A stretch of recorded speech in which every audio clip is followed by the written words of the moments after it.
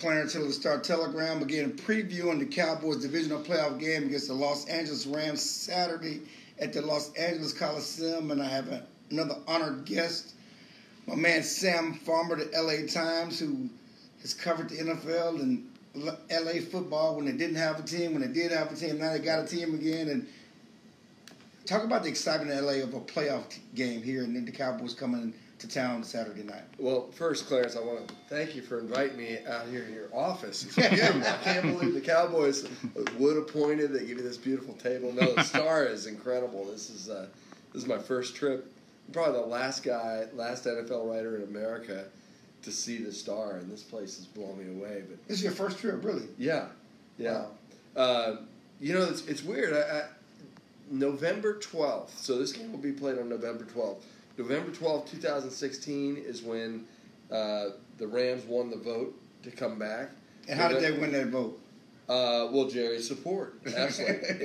and actually in the LA Times today, Jerry talks about how this feels like a Super Bowl to him. I mean, it takes a lot of pride in the role that he played in bringing the NFL back. He was really Stan Kroenke's biggest proponent and advocate for bringing the NFL back to LA, so that was huge. Jerry's role, in fact, if you look at the two NFL owners most influential, I would say Stan Kroenke, obviously, providing the capital and the resources to move back, take that bold step back to LA, and Jerry Jones, who knows the LA market and loves the LA market and really feels sort of entrenched in the LA market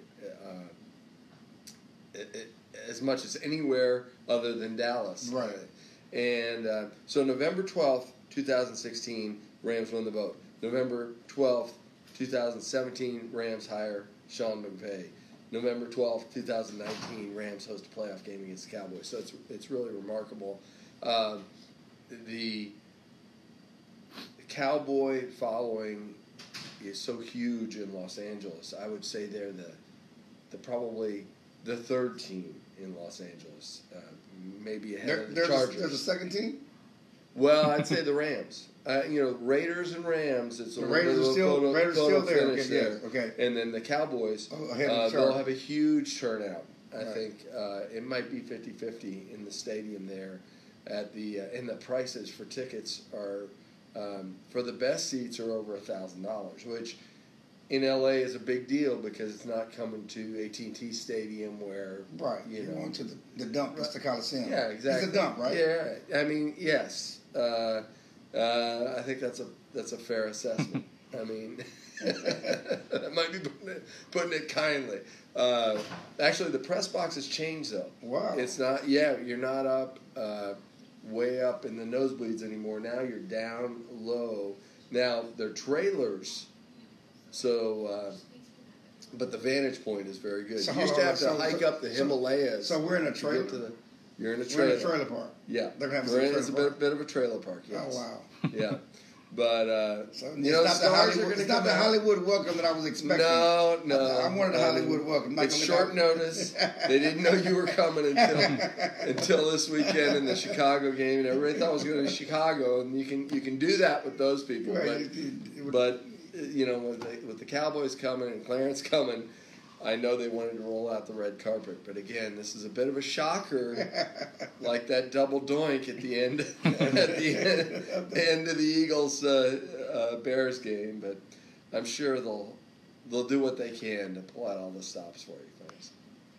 Well, what do you see from this game? I mean, obviously, Dak is going back to where it all began. His first live action NFL was at the Coliseum in front of the Rams, and he was ready for prime time, and really that was a Saturday night game too. It was a Saturday night game, right? And he hasn't really looked back since. If you just look at what he's done and just showed the Cowboys, this game was not too big for him. And even though he's had some ups and downs, some questions, he hasn't blinked, And so he's been that guy. In that same draft, Jack was a fourth round pick. Jared Goff was the first round pick. It took him a while to get going, and now he's kind of lived up to those expectations. Yeah, and we saw Jared come on in the last couple games of the season and sort of recapture what he had lost there toward the end of the season. The passing game wasn't working as well. Now they're down the field a little bit more. But in fact, I mean, this this offense centers around Todd Gurley, and he has not played for the better part of a month. C.J. Anderson stepped in and really carried the load. It has been an incredible find for the Rams, and will stay around after this season with as well as he's played. He was sort of a bridge guy, but that's going to be the thing. Is there going to be any rust with Todd Gurley being off for the better part of a month? And, people know that with Zeke Elliott and what he went through, and how do you get a guy restarted who's so integral to your offense. But, I remember that game with Dak and the way he handled that, and that was a really exciting game, and it was filled to the rafters at the Coliseum.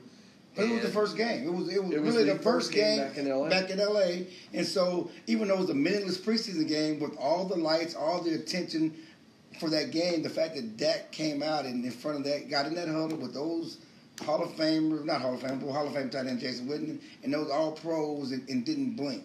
Right. That told a lot about Dak Prescott. And wasn't that the most exciting preseason game you've ever seen? Yes. And the hype around it and everything. So I'm really interested to see this game at the Coliseum, what the crowd breakdown is. I mean, we're starting to see some traction with the Rams in terms of building a fan base, re-engaging fans. People are excited. People are excited about Sean McVay and about Jared Goff and Todd Gurley and Aaron Donald. But when the Cowboys come to town, it'll be very interesting to see the composition and when they're cheering and I think it's just going to be loud throughout the whole game. Well, that's one reason why Jerry wanted the Eagles to win and go to L.A. because they do believe they have a better chance, at least in this first playoff game away, to win in L.A. than going to New Orleans. Yeah, beating a team twice in a season and playing in the Superdome where it is going to be incredibly loud. And decidedly Saints. Yeah, decidedly Saints. Exactly. Yeah. Decidedly Saints.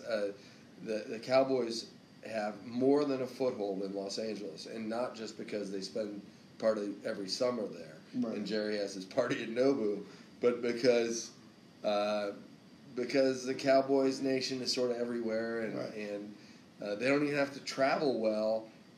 They're already there. Right, they're already there. You don't have to spend a lot of money, so that's going to be exciting. You brought up a Gurley. It's also a matchup between Gurley and Elliott. Gurley was first team All-Pro. Elliott was second team. Well, and he should have made first team in my opinion because I don't know why they have a so-called flex position on the AP All-Pro team. It's not even a position in the NFL, so it should be two running backs. But Elliott led the league in rushing this year, second time in 3 years. No running back has had more yards in the NFL since Gurley came in 2015. No running back has had more yards in the NFL since Elliott came in 2016. Wow, something's got to give. No, you're right. I mean, it's a really good matchup, and again, it's will Gurley have any rust coming, and the fact that now they've got C.J. Anderson to come in and spell him, and a different kind of back who hits it up inside more, just a bigger back like that. That Gurley gets around the corner as well, or better than anybody in the league, and they can line him up all over. The creativity of Sean McVay to get these guys open. The offense has been affected without Cooper Kupp, who was a nice safety valve for Goff, but you've seen guys step up. I mean, Robert Woods is this quietly phenomenal receiver. Brandon Cooks, I've been so impressed that, a lot of times with those speed guys, they just don't have the hands, can't make the catches and the tough catches. He's been terrific. So Woods, and then now we've seen Josh Reynolds come on too. So their passing game is really impressive. Don't have a great tight end, but Gerald Everett has played well. You can't have everything. Yeah, that's right. You can't hog it all. You can't have everything. You can't hog it all. Tell me something. So now the defense. What's I'm going to say? Get to the defense, and you got all these names, all these big money guys, all these former All-Pros. Yeah. Why can't they stop the run? Why do they give up so many points? Eric Donald's having this great, phenomenal year, but yet the defense gives up a lot of points and gives up a lot of yards on the ground. Right. That's where the Cowboys feel they got a shot. Yeah, and I think definitely that's where the Cowboys can make hay on the ground. And that's scary for the Rams because they've been gashed at times. And I think the defense now with Aqib Talib back allows Marcus Peters to be more of a zone corner, and that helps him. You don't have to stick him on your best receiver. So keep to lead, that really helps them. But they're vulnerable to the run, even with Ndamukong Suh there and Aaron Donald up front, who will be all over Dak Prescott. But stopping the run is going to be key. What we're building this thing is the space age, new age Rams offense against the Stone Age Cowboys, who want to win with defense and the running game and controlling the ball. Don't talk so fast. I want to take some notes for my story. I don't have a story tomorrow, but I like that Stone Age, Space Age thing. There you go. I can see that as a headline. Yeah, but because the Cowboys are Back to the Future. They're doing it like they did in the '90s, and the Rams are the new age. This is the way the NFL is going to be played from here on out. That's what we're told, right? I like the way you think. I like the way you think. I'll be stealing that. We'll steal it. But I think I can get it out in the LA Times. There you go. Well, what do you think about that? Can you win the old school way, or is what the Rams are doing, the Chiefs are doing? Is that the new way to win in football? Well, it does seem like at the end of the year, particularly in December and January, you've got to have a running game and you've got to have a defense, and a defense that can do it all. That's old school. You look at what the Cowboys were able to do against the Seahawks, and just absolutely shut down the number one running game in football, and that's scary. That's how you win in the playoffs. That's how you get to the Super Bowl, is to have that recipe, and they certainly had it. But then again, we saw two of the best defenses get dismissed in one day, with the Bears and Ravens going at it. Because they didn't have an offense. Yeah, they had offensive issues. Right. And so, if you're the Rams, you're hoping that you can. The Rams have surged at times and played really well defensively. They've sort of ham and egged it this season. Mm-hmm. Defense hasn't played so well, and the offense plays great, or vice versa. But clearly, you need the defense to show up,